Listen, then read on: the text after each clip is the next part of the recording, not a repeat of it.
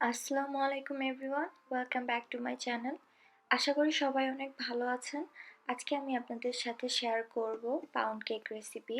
বাংলাদেশের বেকারিতে যেভাবে পাউন্ড কেকটি তৈরি করা হয়, আমি আজকে আপনাদের সাথে সেই রেসিপিটি শেয়ার করার চেষ্টা করব। আশা করি আমার আজকের রেসিপিটি আপনাদের ভালো লাগবে।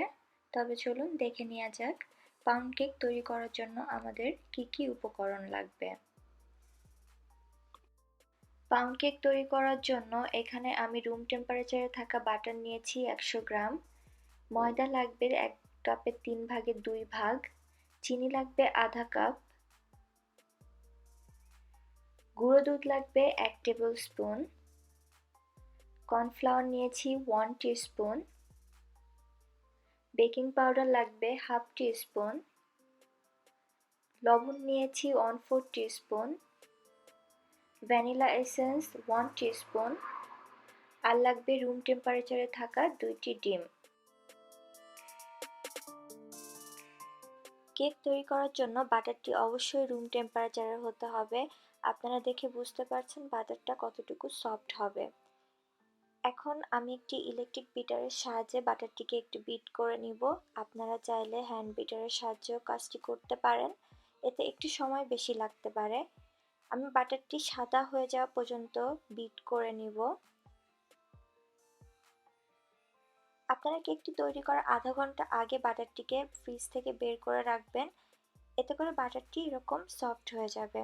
এখন এর মধ্যে আমি অ্যাড করে দিচ্ছি চিনি, এবং চিনিটা দিয়ে এখন বাটার এবং চিনিটা খুব ভালোভাবে আমি মিশিয়ে নিব।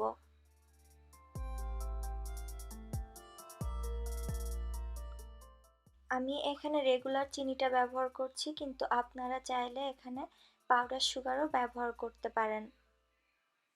আমি বাটার এবং চিনিটাকে খুব ভালোভাবে মিশিয়ে নিয়েছি। এখন রুম টেম্পারেচারে থাকা একটি ডিম অ্যাড করে দিব। এখানে আমি মোট 2টি ডিম ব্যবহার করছি, কিন্তু আমি প্রথমে একটা ব্যবহার করব এবং ভালোভাবে মিশিয়ে নেওয়ার পরে বাকি আরেকটি ব্যবহার করব।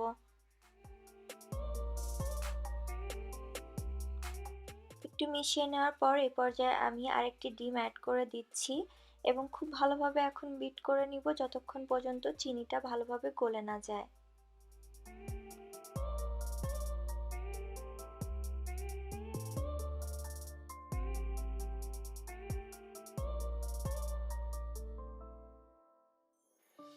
এখন চিনিটা ঠিকমতো গলেছে কিনা এটা আমি চেক করে নিব। যদি হাতে কোনো দানা না বাঁধে তাহলে বুঝতে হবে যে আমাদের মিশ্রণটি তৈরি হয়ে গিয়েছে। আমার মিশ্রণটি তৈরি হয়ে গিয়েছে। এখন আমি বিট করা বন্ধ করে দিয়ে এতে এখন অ্যাড করে দিব ড্রাই ইনগ্রিডিয়েন্টসগুলা। এখানে আমি দিয়ে দিচ্ছি ময়দা, আর দিয়ে দিব গুঁড়া দুধ, কর্নফ্লাওয়ার, বেকিং পাউডার,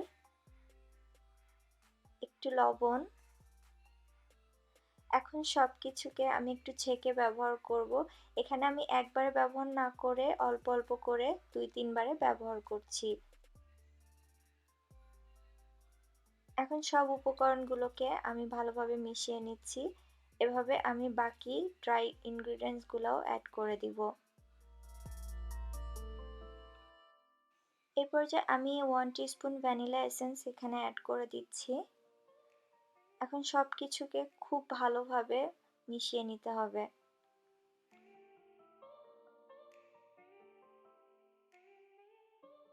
আমার কেকের ব্যাটারটি তৈরি হয়ে গিয়েছে। এখানে আমি 6 ইঞ্চির একটি কেকের মোল্ড নিয়েছি এবং তাতে আগে থেকে একটু তেল ব্রাশ করে দিয়েছি, আর নিচে একটি বেকিং পেপার বসিয়ে দিয়েছি। এখন আমি ওই মোল্ডের কেকের ব্যাটারটি ঢেলে দিব এবং ট্যাপ করে দিব যাতে কোনো ভিতরে এয়ার বাবল না থাকে।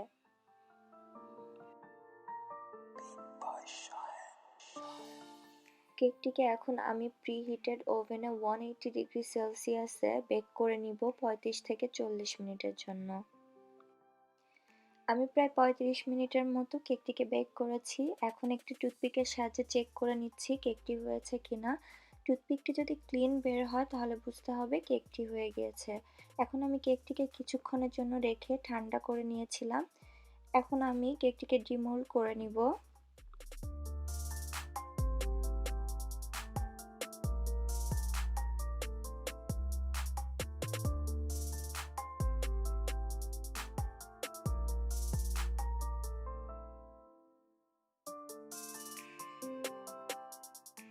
আমি নিচে যে বেকিং পেপারটা ব্যবহার করেছিলাম আমি সেটিকেও এখন উঠিয়ে নিব।